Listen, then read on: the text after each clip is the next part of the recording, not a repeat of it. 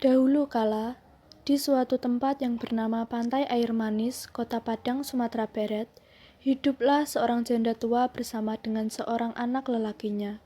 Janda tersebut bernama Mande Rubayah dan anak lelakinya yang bernama Malin Kundang. Malin telah lama menjalin kehidupannya sebagai anak yatim sejak ia masih kecil. Mande bersama dengan Malin telah lama menjalani hidup yang serba kekurangan dalam jeratan kemiskinan. Hingga suatu ketika, terbesit keinginan di dalam hati Malin untuk merubah nasib dirinya dan ibunya agar dapat memiliki kehidupan yang lebih baik. Waktu berlalu, dan kini Malin telah beranjak dewasa. Keinginan untuk keluar dari jeratan kemiskinan semakin kuat di dalam hatinya. Hingga suatu ketika, sebuah berita datang dari sahabat Malin yang bernama Rashid. Ia mengabarkan kepada Malin bahwa akan datang kapal besar yang akan berlabuh di Pantai Air Manis. Assalamualaikum Malin. Waalaikumsalam Rashid. Apa kabar denganmu? Alhamdulillah aku sehat walafiat. Bagaimana denganmu? Alhamdulillah aku juga baik. Ada apa gerangan kau kemari? Apakah ada kabar gembira? Tepat sekali. Aku membawa kabar gembira untukmu kawan. Kabar gembira apa itu? Baru saja aku melihat kapal besar bersandar di pelabuhan Pantai Air Manis. Aku pikir kita berdua bisa ikut serta menumpang di kapal tersebut sekembalinya dari tempat itu. Maksudmu kita berdua akan pergi merantau? Tentu saja, itu yang aku maksudkan. Kau tidak bosan hidup miskin seperti ini, Malin? Bukankah kau sangat ingin membahagiakan ibumu? Ayolah, Malin. Sebenarnya masih ragu. Aku tidak tega meninggalkan emakku sendirian di rumah. Karena dia tidak ada teman. Kalau begitu, aku akan meminta izin emakku terlebih dahulu. Baiklah, setelah kau mendapatkan restu dari ibumu, kita akan pergi merantau bersama. Baiklah kawan. Baiklah, aku pamit dulu. Ya kawan, terima kasih informasinya. Baiklah. Malin pun bergegas pulang ke rumah untuk menemui ibunya dengan maksud meminta restu kepergiannya untuk merantau. Setibanya di rumah, Kenapa Malin? Aku ingin meminta restu, Mak. Aku ingin merantau ke negeri seberang. Aku ingin merubah nasib kita, Mak. Kenapa kau ingin pergi? Bagaimana dengan nasib ibumu? Aku tidak tega meninggalkanmu sendiri, Mak. Tapi aku ingin merubah nasib kita, Mak. Aku ingin kita bahagia. Baiklah, jika itu keputusanmu. Asalkan kau tidak melupakan emak yang ada di sini.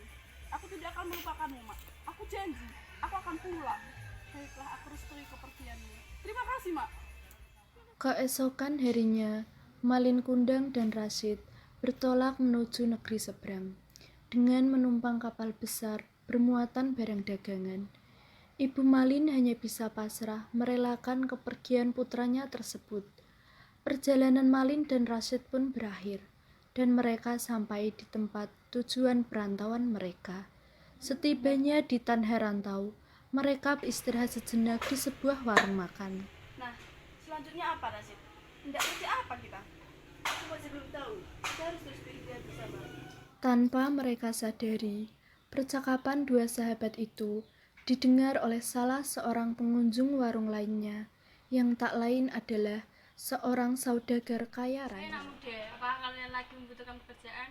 Kebetulan aku lagi membutuhkan 2 orang pekerja laki-laki. Apakah kalian bersedia? Sungguhkah Tuan? Apakah kita langsung bisa bekerja dengan Tuan? Oh, alangkah bersyukurnya hati ini. Apabila Tuan sudi menerima kami.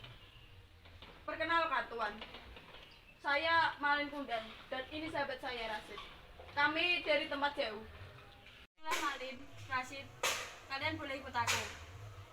Baiklah Tuan. Akhirnya, Malin dan Rashid ikut serta bersama dengan saudagar kaya tersebut.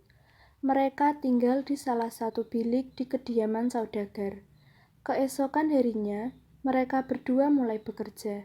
Waktu berlalu, Rashid dan Malin telah lama bekerja dengan saudagar. Tanpa mereka sadari, saudagar telah lama memperhatikan segala gerak-gerik serta aktivitas mereka. Hingga saudagar menyadari satu hal, bahwa Malin lebih cekatan, ulet, rajin, dan cerdas dalam bekerja hingga dibandingkan dengan Rashid. Karena beberapa alasan dan pertimbangan, akhirnya saudagar tak lagi mempekerjakan Rashid. Akhirnya, Rashid pun pulang ke kampung halamannya. Suatu ketika, datanglah putri saudagar ke tempat Malin bekerja. Ia bermaksud untuk meninjau bisnis milik ayahandanya yang suatu saat nanti akan menjadi miliknya. Setelah beberapa hari melakukan peninjauan terhadap bisnis perdagangan ayahnya, putri tersebut pun diam-diam memperhatikan salah satu karyawan ayahnya yang memiliki etos kerja yang berbeda dengan yang lainnya. Lama-kelamaan pun, ia mulai tertarik pada karyawan tersebut yang tak lain adalah Malin Kundang. Ayah, siapakah gerangan karyawan itu?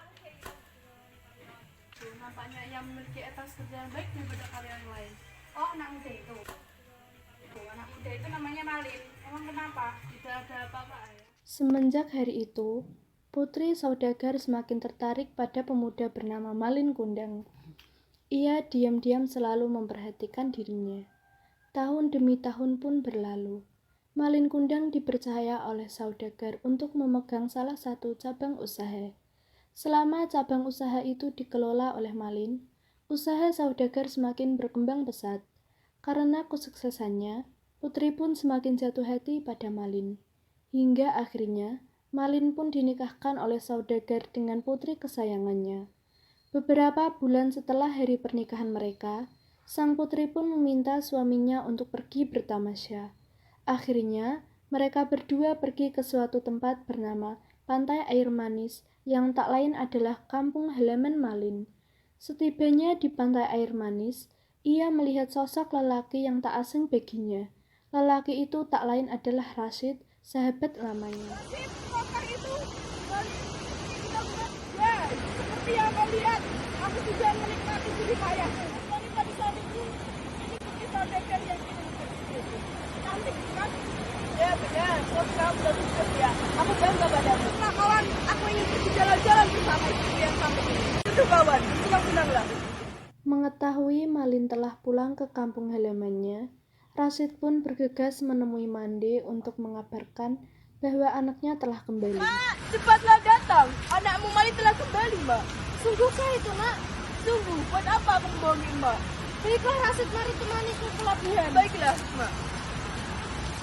Mande dan Rashid bergegas menuju tepian pantai, berharap Malin masih berada di sana dan belum beranjak kemana-mana. Rupanya benar, Malin bersama istrinya masih berada di tepian Pantai Air Manis. Ia terlihat sedang beristirahat sejenak sambil menikmati indahnya deburan ombak tepi pantai. Malin, kau itu, Mak? Siapa pengantar itu Anda? Tak tahu lah. Mungkin dia pengemis yang mengaku-ngaku mengenal diriku. Alhamdulillah engkau sehat. Kapan kau kemari? Kenapa engkau tidak menghampiri ibumu? Apakah wanita lain adalah ibumu, Anda? Melihat ibunya yang datang dengan pakaian compang-camping, Malin pun merasa sangat malu, terlebih terhadap istrinya. Berhenti kau mengaku-ngaku sebagai ibuku. Aku tidak pernah punya ibu sebelum engkau. Malin, aku ini ibumu, Nak. Aku yang mengandung, melahirkan dan membesarkanmu, Nak. Jangan pengemis. Mendengar kata-kata Malin, Mande pun menangis, menahan kesedihan yang luar biasa. Ia pun pergi meninggalkan Malin dan istrinya. Mande berlari, lalu menengadah tangan ke atas. Ya Tuhan, ada apa dengan Malin putraku? Kenapa setelah sekian lama dia berubah? Jika ia bukan anakku, maka maafkanlah ia. Tapi jika memang dia putra kandungku, maka hukumlah ia.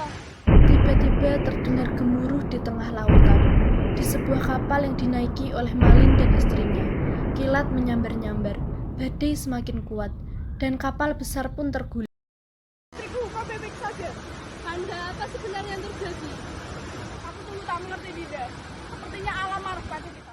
Seketika, kilat dengan kekuatan sambaran yang luar biasa menyambar tubuh Malin. Tiba-tiba ia berubah menjadi batu. Ia berteriak sekencang-kencangnya sebelum akhirnya ia menjadi sebuah batu yang tersungkur seperti bersujud. Akhirnya, Malin pun berubah menjadi batu.